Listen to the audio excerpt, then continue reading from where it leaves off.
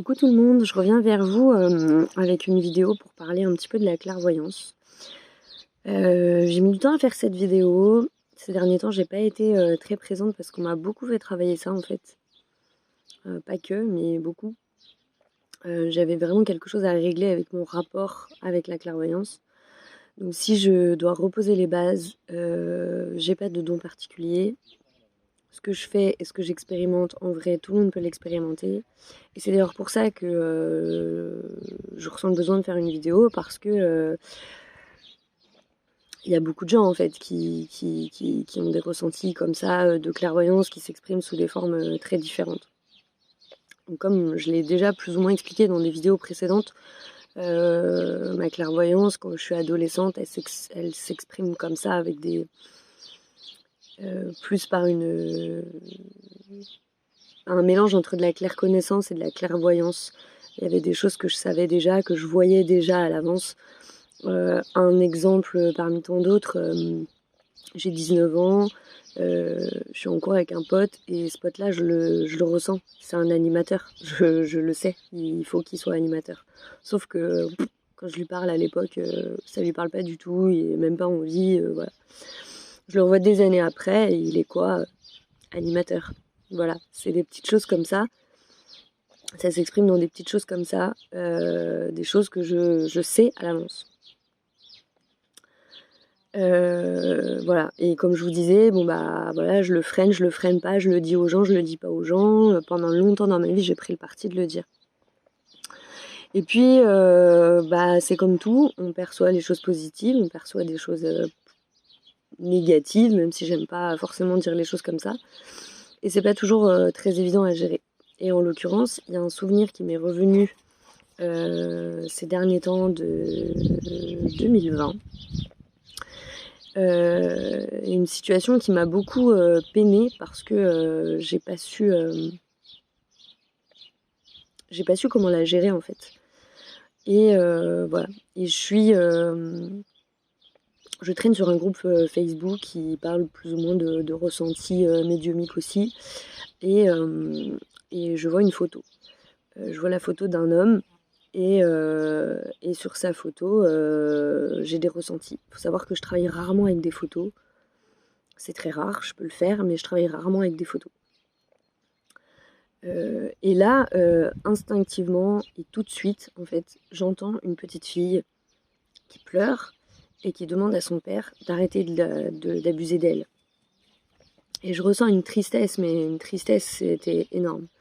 Je me sens triste, je me sens envahie de quelque chose qui ne m'appartient clairement pas. Et je sais intuitivement que, effectivement, je suis face à priori en tout cas, à un père incestueux avec sa fille. Et sur le moment, je sais pas quoi faire, je pleure, je suis pas bien du tout parce que ce que je ressens vraiment me déplaît énormément. Et surtout, je ne sais absolument pas quoi en faire. C'est surtout ça le truc. Donc je me dis, j'en parle à mon conjoint, je demande à mon conjoint de demander à une de ses amies qui elle aussi a des ressentis. Il s'avère qu'elle a le même ressenti que moi. Et voilà, et je suis toujours avec le je ne sais pas quoi faire. Et je prends le parti de ne rien faire du tout, puisque ça ne sont que des ressentis, que j'ai pas de preuves, qu'on peut pas accuser quelqu'un sans preuve.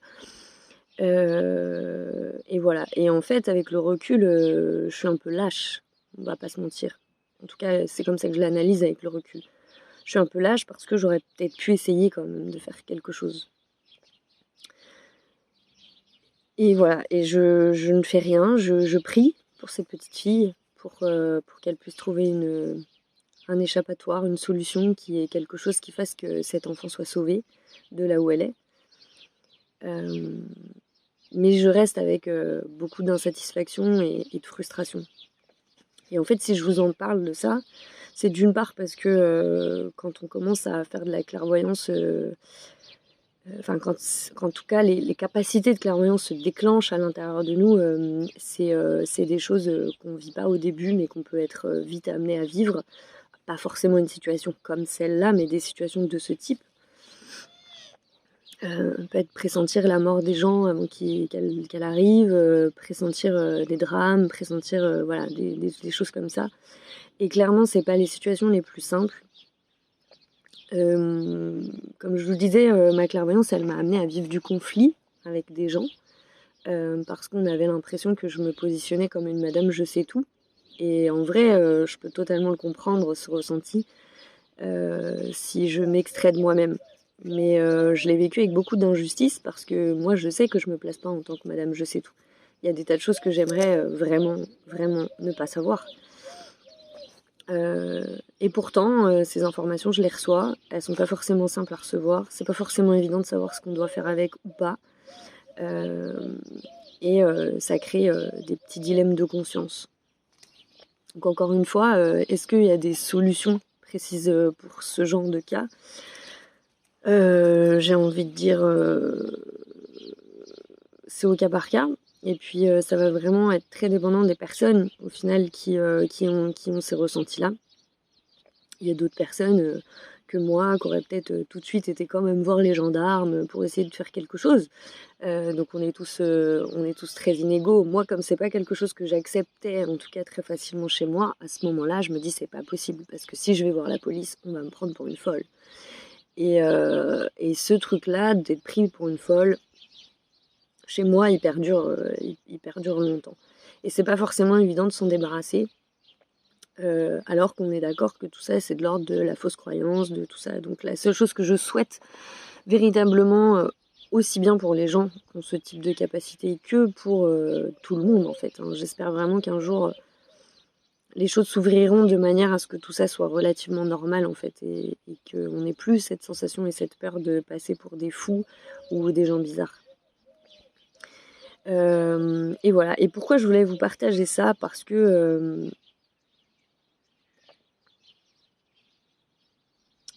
c'est des situations qui peuvent s'immiscer dans nos vies à d'autres niveaux. Je pense dans des relations amoureuses, surtout en tant que femme, assez facilement on peut pressentir des choses sur nos relations, que ce soit des tromperies, même parfois on n'arrive même pas finalement à vraiment comprendre le ressenti qu'on a. Mais on ressent quelque chose, on le sent, on le sait, il y a quelque chose. Ça peut être aussi une connexion avec une personne en se disant tout simplement mais je sens, il y a quelque chose, on est liés, il y a quelque chose quoi. Et ce quelque chose, il peut avoir plein de formes. Et effectivement, au début, on peut aussi beaucoup se poser la question de nos interprétations, de pourquoi on interprète ça, pourquoi on ressent ça, etc. etc. Donc c'est important d'avoir du discernement, d'avoir du recul. Et puis là encore, ça va être très différent d'une personne à l'autre.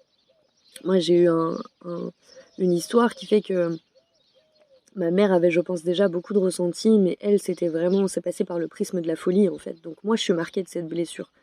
Et je pense pas être la seule, mais effectivement, ça va agir plus ou moins fortement en fonction de l'histoire de chacun et en fonction des personnes. Donc écouter ses ressentis, quand on dit d'écouter ses ressentis, voilà, ça inclut toutes ces choses-là. Et ça demande parfois, oui, effectivement, d'être bien accroché, d'avoir des gens avec qui on peut parler de ça. C'est marrant parce que moi, je le vois bien sur le cheminement un peu de mon histoire. C'est vrai que même encore maintenant, des gens qui me connaissent pourtant depuis toujours, c'est vraiment drôle parce qu'il y a plusieurs personnes qui m'ont fait cette réflexion ces derniers temps, qui en sont venues à me demander si je pouvais arrêter d'être comme ça, si je pouvais ne pas l'être tout le temps. Et en fait, j'en viens expliquer aux gens que ben non, c'est pas possible en fait, parce que ma clairvoyance, elle est pas dissociable de ma personne. Je peux pas...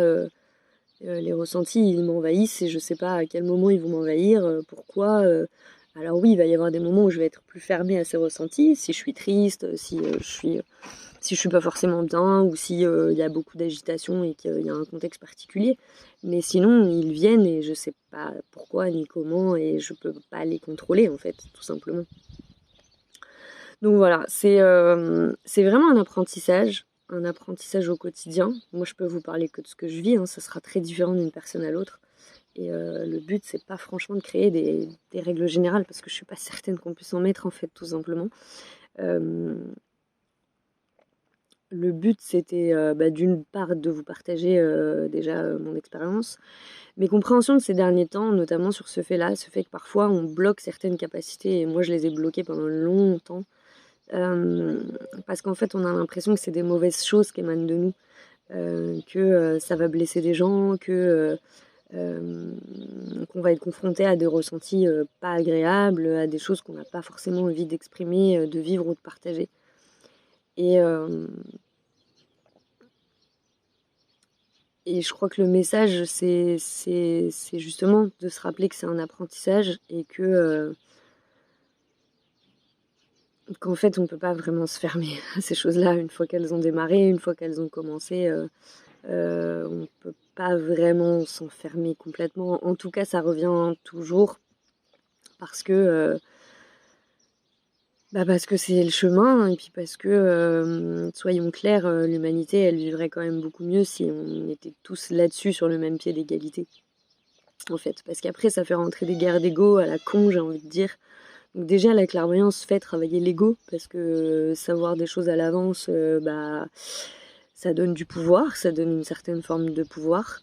Là-dessus, je suis très claire et je vais d'autant plus l'être que c'est important. Moi, les choses, elles sont très réglées dans ma tête, c'est-à-dire que mes guides, ils me donnent des règles. Je peux pas faire tout et n'importe quoi avec ce que je reçois. J'en ai pas le droit. Alors factuellement, je peux le faire, on va pas m'interdire physiquement de le faire, mais j'aurai un retour. Donc c'est pas dans mon intérêt de le faire. Un retour assez rapide en plus, donc voilà. Donc il y a des règles. Dans tout ça, il y a quand même des règles. On fait pas ce qu'on veut. Et ça me paraissait important. Donc voilà, si vous avez vous-même ces sensations d'être un petit peu perdu dans vos ressentis, de pas toujours savoir faire ou comment faire avec tous ces ressentis qui vous envahissent, qu'est-ce qui tient de mon mental, qu'est-ce qui tient de vraiment du ressenti, de la clairvoyance, est-ce que je projette ou est-ce qu'à un moment donné on est sur vraiment de la clairvoyance qui s'exprime, des choses comme ça. Ça c'est des choses où moi je peux vous accompagner parce que je le fais déjà depuis un moment, particulièrement ces 2 dernières années. Et voilà. Et puis se rappeler que c'est un cheminement. C'est un cheminement. Vraiment. Les choses, elles ne se déclenchent que quand c'est clair qu'elles se déclenchent. Mais je pense aussi à des gens qui pourraient voir des défunts. Où là, pareil, souvent ça vient sans prévenir et c'est plus ou moins agréable, en tout cas les premières fois. Et c'est des choses qui peuvent vraiment créer de la peur et du coup vraiment avoir cette envie de fermer. Il y a beaucoup de gens qui ferment en fait, hein. C'est pas il y a beaucoup de gens qui n'ont pas de capacité, il y a beaucoup de gens qui ont des capacités, mais qui les ferment parce qu'elles ont des expériences plus ou moins positives. Je pense aux sorties astrales par exemple, des choses comme ça, où je connais beaucoup de gens en fait qui font des sorties astrales régulières, qui ont une vie spirituelle en fait dans ce sens-là ésotérique très forte, mais qui flippent terriblement de leur ressenti en fait et de ce qu'ils expérimentent et de ce qu'ils vivent. C'est aussi pour ça que j'ai créé le groupe sur les partages médiumiques, mais c'est totalement des choses qui peuvent être travaillées en séance, en séance d'accompagnement plus, pour justement pouvoir prendre confiance dans ses ressentis et se libérer des fausses croyances, en tout cas, qui nous empêchent de nous écouter vraiment. Parce que je suis pas sûre qu'il y ait une méthode pour devenir médium, j'y crois pas trop.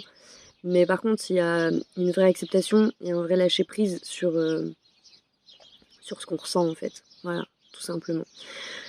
Bon, j'espère que cette vidéo vous aura aidé. Si vous avez des questions, en tout cas, n'hésitez pas à les poser en commentaire ou à venir me voir en NP si besoin. Voilà, je vous souhaite une belle journée.